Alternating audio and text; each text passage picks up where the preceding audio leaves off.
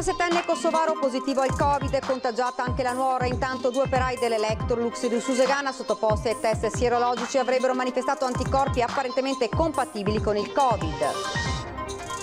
Il governatore Zaia all'indomani della presentazione di Italia Veloce boccia l'iniziativa del governo, servono più risorse e rivendica il ruolo della regione per la pedemontana. Il ministro De Micheli riaffida la gestione del nuovo ponte di Genova ad Autostrade del gruppo Benettone, scoppia la polemica in seno alla maggioranza, il Movimento 5 Stelle chiede chiarimenti sulla vicenda. L'ultima ordinanza di Zaia ha introdotto nuove responsabilità per gli imprenditori, industriali ed artigiani pronti a fare la loro parte per le trasferte dei lavoratori. Responsabile di una rissa in stazione a Montebelluna, 24enne marocchino, all'arrivo dei carabinieri tenta di strappare lo sfollagente ad un militare, il giovane è stato arrestato. L'emergenza Covid modifica il piano caldo di Cassugana, rispetto agli altri anni non sarà possibile ospitare gli anziani nelle case di riposo. La sicurezza prende coloro e a partire dalle mascherine, griffate o fai da te, i trevigiani si sbizzarriscono e si fa strada alla fantasia per esorcizzare le recenti paure. Buonasera e ben ritrovati, edizione trevigiana dei nostri notiziari. Dunque questi i titoli di oggi, ma in primo piano il bollettino di questa sera, il bollettino dei positivi. Sono 3 i casi positivi nella nostra regione in più rispetto a questa mattina, 389 in totale i casi attualmente positivi nel Veneto, 992 invece le persone che si trovano in isolamento domiciliare. Per quanto riguarda i ricoveri sono 152, 9 persone si trovano ricoverate in terapia intensiva e purtroppo si registrano 2 decessi rispetto al bollettino di questa mattina. E lo avete sentito dai titoli, 2 nuovi casi a Treviso, oltre al 57enne kosovaro giunto in ospedale con un infarto e risultato poi positivo al Covid. Anche la nuora è stata contagiata mentre si attendono i tamponi sui nipoti e sulla moglie. Dall'Electrolux la notizia di 2 operai positivi ai test sierologici volontari. Ricostruiti i contatti del 57enne kosovaro risultato positivo al Covid. L'uomo, che era stato qualche giorno fa a Jesolo, è arrivato in ospedale con un infarto del miocardio acuto, operato e come da prassi eseguito il tampone. Risultato positivo al tampone, quindi isolato e portato in malattie infettive. Resta in ospedale chiaramente perché, essendo stato da poco operato al cuore, verrà seguito dall'equipe di cardiologia e malattie infettive. È un positivo però asintomatico, questo è il dato importante. Immediatamente si è attivata la macchina sanitaria per verificare con chi il 57enne era venuto a contatto. Immediatamente è stato allertato il SISP, la dottoressa Pupo e i suoi collaboratori sono andati a domicilio, hanno fatto il tampone ovviamente a tutta la famiglia, al figlio, alla nuora e ai nipoti. Per la nuora il risultato è arrivato, anche lei è positiva, ora si attende di sapere l'esito dei tamponi eseguiti alla moglie e ai nipoti. L'uomo non lavorava, quindi nessun contatto lavorativo. Una ventina di giorni fa sembra fosse tornato dal Kosovo, poi ci sarebbe stata la gita a Jesolo con la famiglia. Ieri il malore. Se non ci saranno ulteriori problemi, spiega Benazzi, dopo il decorso operatorio l'uomo è stato infatti operato in cardiochirurgia e di 14 giorni canonici per la positività al coronavirus potrà tornare a casa. E da Susegana arriva un'altra notizia, 2 operai impiegati sulle linee di produzione dello stabilimento di Electrolux che avevano aderito ai test sierologici volontari promossi dall'azienda avrebbero manifestato anticorpi apparentemente compatibili con il Covid. I 2 operai saranno sottoposti al tampone, poi sarà l'ULSS a prendere eventuali decisioni. Al test, affidato ad una società privata, si sono sottoposti circa 250 lavoratori su 1100 unità. I 2 lavoratori sono stati sospesi per il momento dal lavoro. Ed ancora un altro trevigiano risultato positivo al Covid-19. Sta meglio il 55enne iscritto alla piscina di Valdobbiadene. L'uomo si era recato dal medico con sintomi influenzali, anche in questo caso rintracciati e controllati tutti i contatti. Questa vicenda, che nei giorni scorsi ha destato apprensione nell'Alta Marca, sembra essersi conclusa senza nessun focolaio. Ed è la notizia di ora che hanno dato esito negativo gli accertamenti compiuti all'ospedale Cafoncello di Treviso su uno dei 2 operai di Electrolux Suzegan, risultati positivi al test sierologico volontario condotto nei giorni scorsi a carico dell'azienda. Lo ha comunicato proprio la direzione di Electrolux Italia. Nelle prossime ore sarà reso anche noto il risultato del tampone del secondo lavoratore. Il piano Italia Veloce, che prevede la realizzazione di 130 opere in Italia, tra cui la Pedemontana Veneta, il commento del governatore Zaia. Allora, Presidente, Italia Veloce è un piano strategico da 200 miliardi. Nel piano, Presidente, si parla molto di nord-est, dalla Pedemontana al Mose, all'autostrada Venezia-Trieste. Cosa ne pensa di questa iniziativa del governo? Ma guardi, io non voglio fare il bastian contrario, però le dico che la Pedemontana l'abbiamo sbloccata noi e sarà realizzata, ultimata entro i primi mesi, io spero, del 2021. Così vale per il Mose, che non è un'opera nostra, è un'opera del governo, ma mi risulta che da qui alle prossime ore si vada a una sorta di inaugurazione, ovvero venerdì prossimo. E molte altre opere. Io direi che invece bisogna adottare il sistema del Ponte Morandi, togliere tutta la burocrazia e ovviamente iniettare risorse per le opere pubbliche. Pensi solo ad ospedali e viabilità che possiamo realizzare, siamo in grado di farla velocemente, ma bisogna che il governo ci sia. Su questa partita penso che non si risolva il problema semplicemente con questo, dando il nome a un provvedimento di Italia Veloce. Mi sa che si va ancora piano. Il ministro De Micheli riaffida la gestione del nuovo ponte di Genova ad Autostrade del gruppo Benettone. Scoppia la polemica in seno alla maggioranza. Il Movimento 5 Stelle chiede chiarimenti sulla vicenda e su questo sentiamo in diretta qua con noi il nostro direttore Luigi Bacialli. Buonasera, se non fosse vero sembrerebbe una barzelletta, una farsa. Questa mattina il ministro De Micheli ha annunciato che manterrà la concessione la famiglia Benetton per il ponte Morandi di Genova, anzi il nuovo ponte appena ricostruito, ed è come un fulmine a ciel sereno, perché dopo 2 anni di accuse, di un linciaggio mediatico senza fine, ricordate Di Maio davanti alle macerie del ponte crollato, ricordate quel giorno una tragedia nazionale con 43 vittime, disse toglieremo subito la concessione ad Autostrade per l'Italia. E di fatto Autostrade per l'Italia, con la decisione del Ministro dei Trasporti, la mantiene.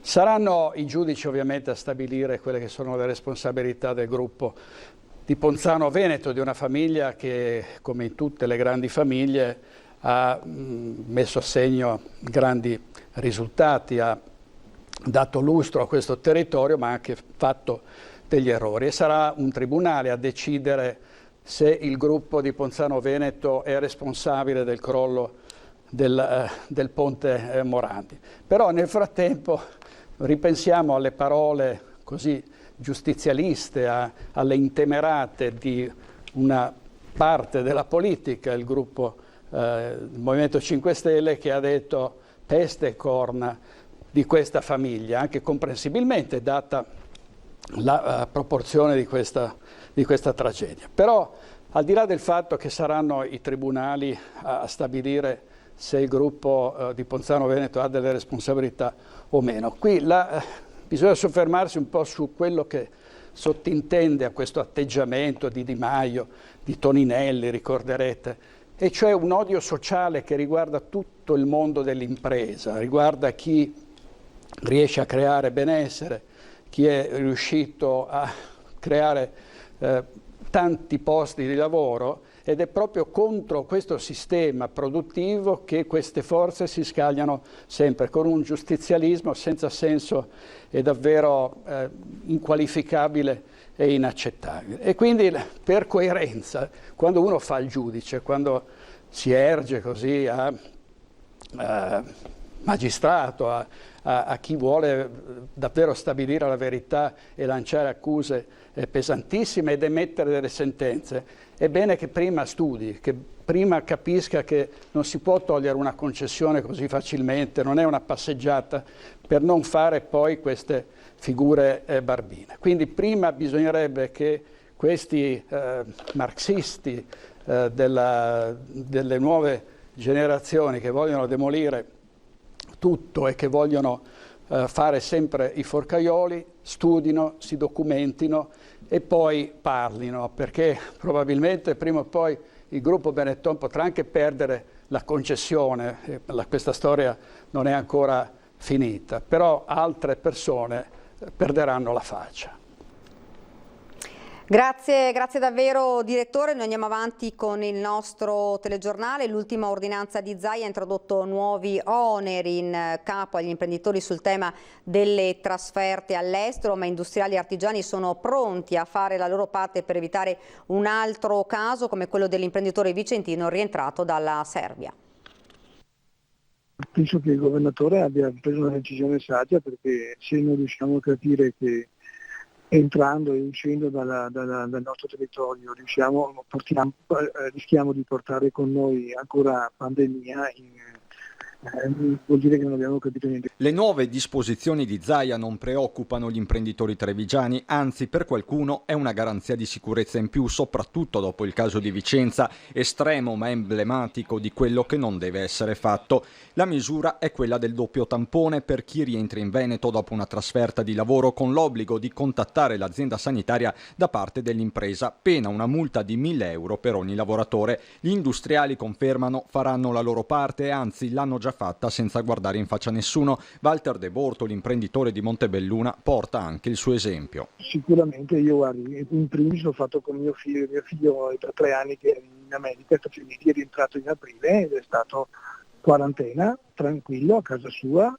senza nessuno, gli abbiamo portato da mangiare, abbiamo fatto tutto quello che dovevamo fare e quindi bisogna dare l'esempio così. Condividono la misura anche gli artigiani, ma con un distinguo che riguarda la difficoltà nella gestione di lavoratori che invece vanno all'estero per motivi personali. Responsabilizzare il titolare per quanto riguarda la sicurezza nel lavoro mi pare anche doveroso e quindi è nell'interesse di tutti, ma che il titolare poi non deve essere tenuto anche a controllare per questioni personali del dipendente. Da qui l'auspicio invito di Vendemiano Sartor. Manda a tutti chi va in ferie in Italia, ecco. Era responsabile di una rissa in stazione a Montebelluna, 24enne marocchino arrestato, oggi udienza di convalida, condannato a 6 mesi, pena sospesa. Durante i concitati momenti ha tentato di sfilare il bastone da difesa ad un carabiniere. Un 24enne marocchino è stato arrestato dai militari dell'Arma perché è responsabile di una violenta lite tra extracomunitari avvenuta lunedì presso la stazione ferroviaria di Montebelluna. Il giovane, in evidente stato di ebbrezza, ha iniziato a discutere animatamente con altre persone, poi la lite. A quel punto sono state allertate le forze dell'ordine. Sul posto i militari dell'aliquota radiomobile della compagnia insieme ai colleghi della stazione di Volpago del Montello e Nervesa della Battaglia. Il 24enne ha iniziato a minacciare i carabinieri opponendo resistenza al fermo. La prontezza dei militari ha permesso l'immediata immobilizzazione del soggetto evitando peggiori conseguenze. Nessuna persona è rimasta ferita. Il ragazzo è stato arrestato ed oggi si è tenuta l'udienza di convalida. Il 24enne è stato condannato a 6 mesi di reclusione, pena sospesa. E la notizia adesso di una nuova positiva nel bollettino, l'avete sentito in apertura di questa sera, un nuovo positivo a Treviso. Si tratta di una signora del Kosovo che è arrivata domenica in visita alla figlia, aveva la febbre, ha fatto il tampone, ora si trova a casa in isolamento domiciliare e ovviamente è partito di nuovo l'iter dell'ASL 2 Marca Trevigiana per ricostruire i contatti della signora. E continuiamo con la cronaca. Un 25enne trevigiano di Colle Umberto è stato arrestato con l'accusa di detenzione ai fini di spaccio di sostanze stupefacenti dai carabinieri dell'aliquota radiomobile della compagnia di Sacile. L'indagine era iniziata l'anno scorso dopo alcuni controlli nei confronti di studenti. In quell'occasione furono sequestrate sostanze stupefacenti. Ora gli investigatori sono risaliti al presunto fornitore, il 25enne trevigiano. Tantissimi trevigiani che affollano le spiagge del litorale soprattutto nel fine settimana e tanti anche trevigiani, soprattutto giovanissimi, che si rendono protagonisti di fatti di cronaca. A loro si appella il sindaco di Jesolo, sentiamolo. Diciamo che i trevigiani sono amici di Jesolo perché ovviamente la vicinanza e sono i nostri principali clienti e quindi benvengono ovviamente a Jesolo e noi li riceviamo volentieri. Purtroppo c'è qualcuno che, ma non solo trevigiani ovviamente, che esagera, quindi queste persone che hanno necessità di ubriacarsi o di fare dei danni li invitiamo a stare a casa. Benvenuti ai trevigiani, ma non a quelli con cattive intenzioni. Questo è il pensiero del sindaco di Jesolo, da sempre mecca del divertimento a chilometro zero della Marca, soprattutto giovanissimi, che nel dopo lockdown non sempre hanno dato il meglio di sé. Vedi la mega rissa di 2 sabati sere fa, diversi ragazzi trevigiani coinvolti, ma anche la rapina con il coltello avvenuta lunedì sera con 3 minori arrestati, residenti tra la Marca e la provincia di Venezia. I 3, con la scusa di farsi cambiare una banconota da 50 euro da un ragazzo padovano, gliel'hanno sottratta e sono fuggiti. La vittima li ha rincorsi, ma si è trovata un coltello puntato in faccia. Da qui l'arresto lampo della polizia che li ha deferiti alla procura dei minori. Noi stiamo potenziando sia le telecamere che le luci per fare questi controlli e diciamo quando sono un po' altici purtroppo qualcuno basta delle piccole cose che poi partono queste liti che non hanno, di solito sono banali però che purtroppo poi vanno a finire sui social e danno un'immagine sicuramente negativa della nostra località. C'è poi il flusso dei pendolari, basta guardare alla Treviso Mare nei weekend e all'organizzazione degli spazi nelle spiagge ai tempi del Covid, regolata tramite app. Anche qua l'invito è di non venire tutti la domenica e il sabato, ma anche durante la settimana. Ed ora la cronaca ci porta a Pederoba, dove un 75enne è morto dopo un volo da 8 metri di altezza. Pederoba, un volo di 8 metri dal balcone dell'appartamento dove viveva in una palazzina in località Covolo, e per lui, un 75enne del posto, non c'è stato nulla da fare. Una tragedia che si è consumata nella tarda mattinata. L'uomo ha riportato un gravissimo politrauma che gli è costato la vita. Inutili i soccorsi dei sanitari del SUEM di Crespano e di Valdobbiadene, oltre all'eliambulanza. Sul posto anche i carabinieri per fare chiarezza sulla vicenda. Ed ora ci fermiamo, c'è la pubblicità, rimanete con noi.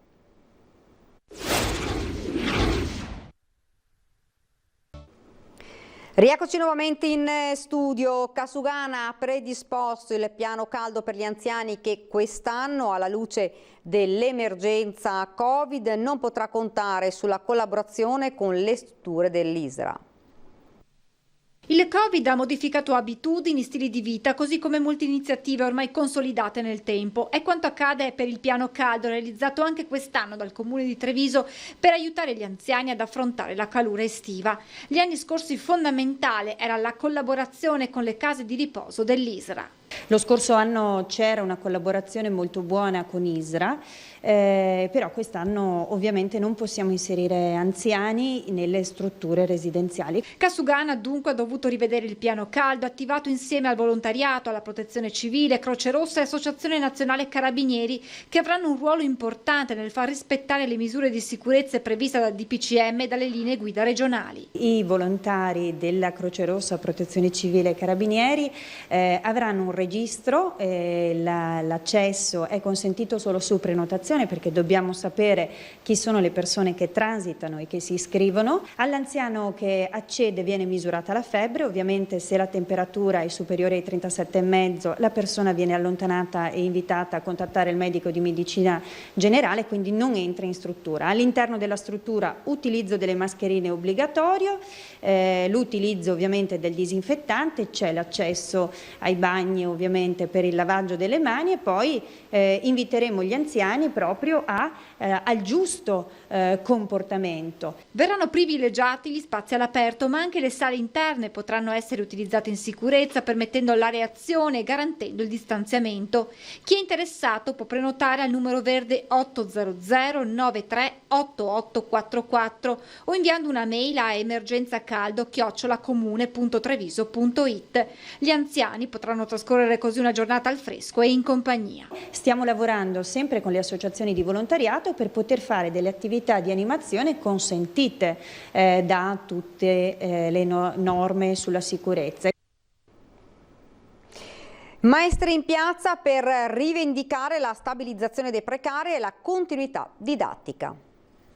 Stabilizzazione dei docenti dei programmi magistrali. Stabilizzazione dei docenti diplomati magistrali. Suona quasi come una preghiera, quella che si alza da sotto le finestre dell'ufficio scolastico. Un'unica voce, quella delle maestre, che in diverse città italiane hanno messo in atto un flash mob. La vicenda, che ha raccolto la solidarietà dell'assessore regionale all'istruzione Elena Donazzan, riguarda i precari della scuola primaria. In Veneto sono stati 3.000 gli insegnanti licenziati, riconosciuti capaci di insegnare, di essere supplenti, insegnanti di sostegno, ma poi licenziati a causa dei nuovi criteri di reclutamento del corpo docente, in cui il diploma magistrale ha burocraticamente, ci hanno spiegato, perso di valore. Sono stata immessa in ruolo a settembre 2019 e licenziata, destromessa dal ruolo, quindi passaggio da contratto a tempo indeterminato a tempo determinato il 30 giugno. Per continuità solamente ai fini scolastici. Stiamo manifestando perché vogliamo i nostri diritti, siamo state escluse dal concorso straordinario che si è tenuto nel 2018 e adesso siamo per forza costrette al concorso ordinario. Concorso che privilegerebbe, questa la paura delle maestre, non l'esperienza acquisita per anni sul campo, ma i titoli, la laurea diversi dal diploma magistrale e non garantirebbe così la continuità didattica. Vogliono mandare a casa le maestre perché non sono state all'università, ma hanno lavorato però con i bambini per anni e anni e anni. Ci chiedono sempre: ma maestra, tu il prossimo anno sarai con noi? E noi con il cuore in mano e con le lacrime, tante volte anche con le lacrime, dobbiamo dire: tesoro, non lo so. Stabilizzazione per non destabilizzare, un gioco di parole che pesa su tante vite. Da un lato il futuro professionale delle maestre, dall'altro il futuro nel percorso di conoscenza e crescita dei bambini. Dopo il successo della prima fase, il progetto Treviso Fund 2 è stato rifinanziato dall'amministrazione comunale per 260.000 euro. Con il Treviso Fund 2 siamo arrivati a immettere nel territorio oltre 5 milioni, quasi 5 milioni e mezzo di liquidità vera nelle tasche delle partite IVA, dei commercianti, degli imprenditori. Quindi una boccata di ossigeno per tutte quelle aziende che in realtà sono sane, hanno voglia di continuare a investire, ma che hanno subito ovviamente dei disagi legati al coronavirus. Il Treviso Fund 2 è stato molto sollecitato perché appunto coloro che non erano riusciti a entrare nella prima tranche di finanziamento chiedevano quando sarebbe arrivata la seconda. Oggi è arrivata. Casugana ha deciso di rifinanziare Treviso Fund, progetto nato per sostenere le attività produttive e le imprese nel processo di ripresa dopo l'emergenza coronavirus, attraverso un contributo di 260.000 euro. Imprese e partite IVA nei settori del commercio, della ristorazione, della consulenza dei servizi alla persona e ancora dell'artigianato, rimaste fuori dalla prima tranche, potranno accedere ora a finanziamenti dai 10 ai 35.000 euro per una durata massima di 72 mesi, di cui 24 di preammortamento. Tutti a imprese con sede operativa nel comune di Treviso, con una forchetta che arriva fino a 35.000 euro, ma soprattutto con la capacità di erogare i denari in 21 giorni dal momento della richiesta. Nel progetto vi è un coinvolgimento diretto del territorio, scelta fatta anche per scongiurare il rischio usura. Per la capacità di far fronte a quell'emergenza che più prefetture hanno sottolineato, di far sì che i nostri imprenditori, piccoli imprenditori, possano cadere per cercare della liquidità spicciola nelle mani della criminalità. Poca burocrazia, tempi certi e risposte garantite sono le parole d'ordine di Treviso Fund 2. Il fatto che rifinanziamo con un secondo progetto è segno evidente che siamo riusciti a dare risposta a quelle che erano delle esigenze concrete del nostro territorio. Aumenta il risparmio dei trevigiani e gli istituti di credito sostengono che la ripresa economica passi attraverso un risveglio della fiducia. Un risparmio aumentato e un mancato consumo, una frase che fotografa in sintesi il periodo di difficoltà economiche post-Covid. La conseguente circolazione di denaro fatica a risvegliarsi, nonostante i segnali incoraggianti dettati dall'incremento di ordini e fatturati. Si guarda l'autunno con preoccupazione e chi ha il polso della situazione del territorio trevigiano sostiene che per riattivare i consumi il taglio dell'IVA dovrebbe essere significativo per avere un impatto sull'economia reale e per essere una soluzione percepibile. Affinché ci sia una riattivazione di consumo bisogna ridare fiducia. Abbassare un punto di IVA, abbiamo visto tutti, non è impercettibile, solo che allo Stato costa 4 miliardi e mezzo circa, euro più, euro meno, quindi dovremmo aumentare, almeno abbassare 4-5 punti, stiamo parlando di 20 miliardi e credo sia quello più difficile. Sarebbe sufficiente ricostruire un clima di fiducia. Le erogazioni di credito a favore delle unità produttive in fase di lockdown sono triplicate rispetto agli stessi mesi del 2019, nonostante le lungaggini burocratiche. Il problema non era tanto burocratico, perché oggettivamente io non lo ritenevo quello un problema, è che la massa di lavoro era enorme. Noi siamo arrivati a quasi l'85-90% delle erogazioni richieste, diciamo che tutte le aziende o clienti ci hanno richieste, anche famiglie, con i provvedimenti nazionali, però noi non ci siamo fermati a quello, abbiamo sostenuto iniziative anche locali e ancora della Municipalità di Treviso, ma anche del Comune di Roncade. Ma sondando il territorio, i trevigiani dimostrano fiducia nello Stato? I trevigiani compreranno più, diciamo, sono più propensi a comprare debito dallo Stato oppure no? Ma personalmente mi pare di intuire che comunque la nostra cittadinanza sia, nonostante le critiche, abbastanza fiduciosa comunque dello Stato. Ma secondo lei, insomma, i trevigiani non investiranno in botte, li tengono ancora sotto il materasso i risparmi? No, io credo di sì. Il legno di Vaia per aiutare le spiagge nella stagione del Covid. Oggi a Eraclea Mare la presentazione di un progetto all'insegna della solidarietà tra mare e montagna.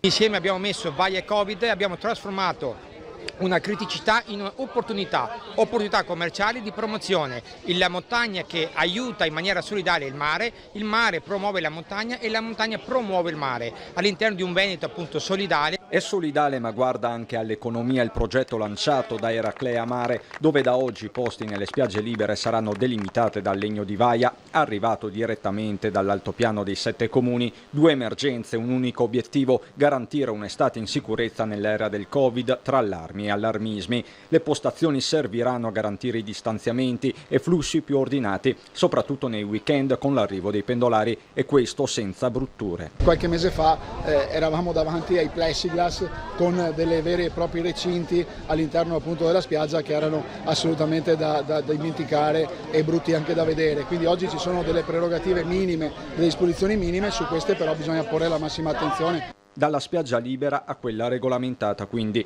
nell'estate dove, fino a qualche tempo fa, sembrava quasi impossibile ripartire. Siamo veramente orgogliosi di essere riusciti a far partire una forma di stagione. Oggi siamo qui a parlare di turismo, di sole, di mare, di divertimento. Un'estate contrassegnata dal chilometro zero e dal turismo interno, dove ancora riecheggia la polemica innescata dallo spot della Locride, dove si diceva senza fronzoli che le spiagge del nord non erano sicure. Il nostro mare sicuramente non può competere con certi mari del sud per quanto riguarda le acque cristalline, ma semplicemente perché noi abbiamo il fondo sabbioso. Però ricordo che tutta la costa veneta è bandiera blu, quindi questo è un mare che è pulito, a differenza magari di altri luoghi dove l'acqua può sembrare più cristallina ma in realtà non è pura o è più inquinata di quella che in effetti è da altre parti. La sicurezza prende colore a partire dalle mascherine, da quelle griffate a quelle fai da te. I trevigiani si sbizzariscono e si fa strada l'inventiva per esorcizzare le recenti paure. Fashion System all'opera per colorare un'estate all'insegna del distanziamento e della sicurezza, ma anche dell'ottimismo e dell'allegria ritrovata. Sui visi dei trevigiani campeggiano gattini maliziosi, pois, la Audrey Hepburn, stelline americane e tutta la creatività di cui noi orgogliosamente italiani modaioli siamo capaci. Si scatena. Di sicuro per proteggerci e poi anche per abbinarle all'outfit, perché dà un tocco di classe, diciamo, dai. Costo di? Oddio, 6-7 euro mi pare. Sono di quelle che devi rilavare per ogni 8 giorni. Giusto per differenziarsi dalla massa e anche per dare un tocco di colore, diciamo, e di positività, soprattutto in questo periodo. È stata fatta a mano quindi da una vicina di casa? Certo, e guadagno con queste cose qua. Dalle griff al fai da te, dall'ingegno locale che si trasforma in generosità di tendenza. Io sono una sarta, per cui ne ho fatto parecchie anche per gli amici. e sono state molto contenti perché le ho abbinate con gli abiti per andare al mare, cioè l'ho fatta in lino, in cotone. Come questo sarto che fa del riciclo un'arte e realizza mascherine per poi regalarle ai clienti, creando abbinamenti e outfit degni di attenzione, oltre ad esorcizzare con uncinetto e creatività paure che ci hanno tenuto con il fiato sospeso. È un modo per ricordare questo periodo di Covid in una maniera un po' più gentile, ecco qua. Quindi ho realizzato questi Covid all'uncinetto, quindi sono tutti realizzati a mano completamente, da appendere. Io ho scritto auto Covid, ma questi si possono appendere al carrozzino, in cameretta. Gucci, Louis Vuitton l'hanno resa oggetto del desiderio dai prezzi vertiginosi e must have da passerella virtuale. Le pop star ci hanno messo del loro per lanciare un messaggio di attenzione e renderle meno ostili. Mascherina out, quindi solo per il ricordo che evoca, ma assolutamente rock per i sacrifici da mantenere. Rosso come il fuoco? Sì, come fuoco. Rispettiamo, dai, è giusto un po' rispettare, dai. Però colorati. Colorati, dai, siamo in estate, diamo un po' di colore. Per essere ottimisti, insomma, bisogna avere la stoffa, sì, ma quella giusta. Treviso in rosa si correrà domenica 6 settembre. Gli organizzatori hanno definito con l'amministrazione comunale la nuova data della manifestazione, inizialmente prevista per lo scorso 3 maggio e poi rinviata a causa dell'emergenza Covid. Le iscrizioni di fatto mai interrotte proseguono con le consuete modalità, più di 50 in provincia e non solo i punti di raccolta delle adesioni tra bar, supermercati e farmacie. Resta anche aperto il canale online attraverso il sito www.trevisoinrosa.it. Ed ora siamo alla nostra pagina da Belluno e provincia.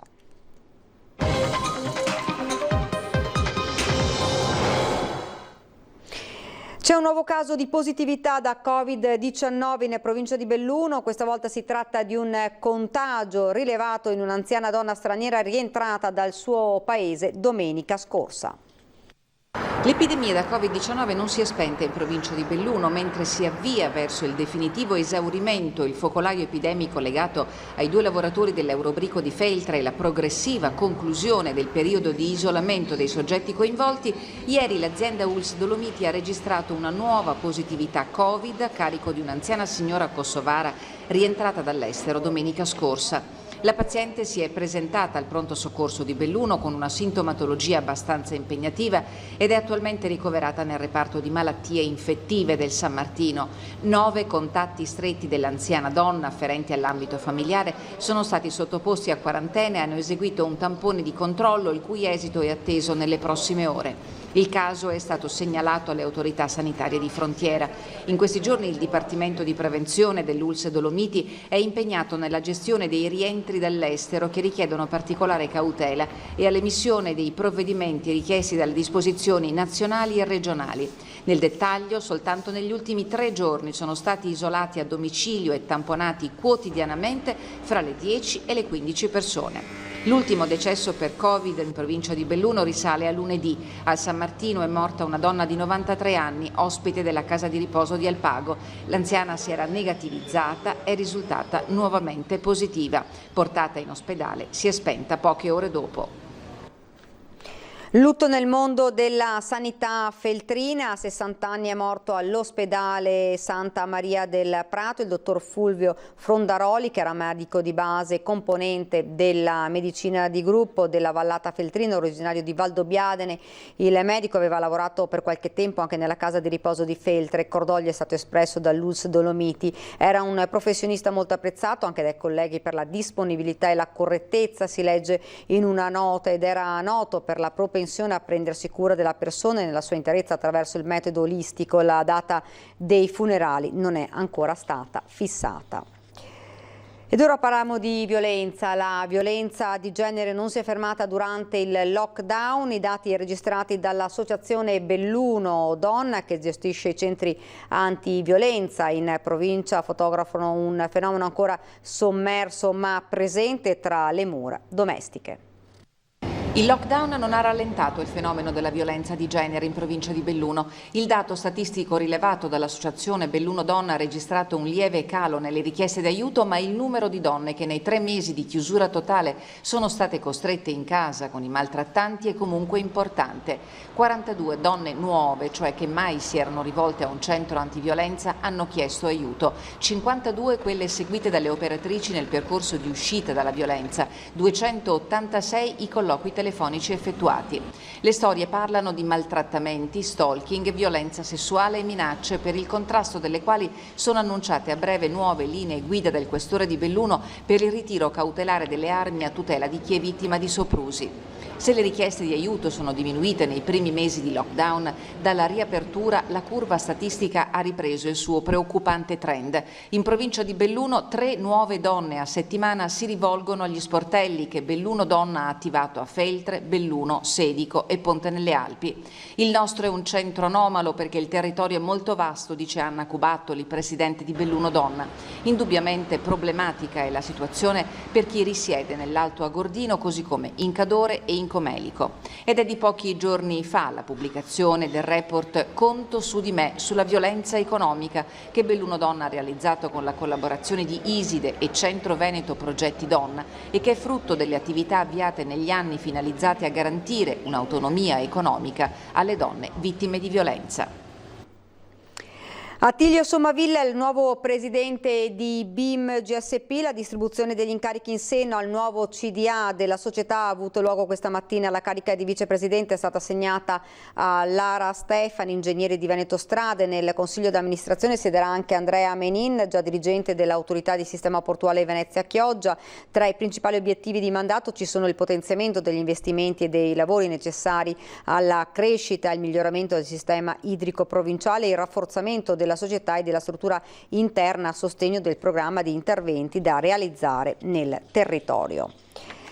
Ed ora siamo alla nostra rubrica Bimbi in TV, quindi vediamo insieme i video che ci avete mandato. Oggi abbiamo Kevin da Postioma, Christian e Leila e Camilla da Salgareda.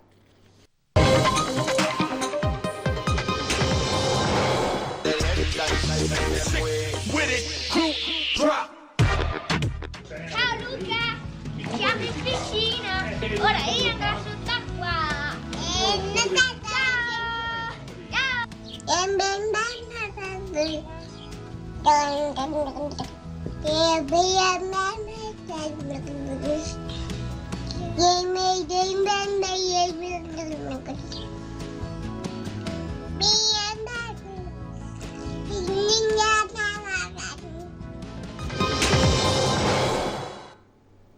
E queste sono davvero le immagini più belle e più emozionanti, e quindi continuate a mandarci i vostri video con Bimbi in TV. Chiediamo di mandarceli via WhatsApp al numero 351 1755 340, non delle semplici foto ma dei brevi video come quelli che avete visto, possibilmente in orizzontale, storie, giochi e passatempo dei nostri bambini che potranno così diventare, se lo vorrete, energia per tutti. Siamo arrivati al termine di questa edizione del nostro telegiornale. Vi lascio alle previsioni del tempo, vi do appuntamento fra qualche minuto per la nostra diretta. Grazie davvero per averci seguito, buona serata.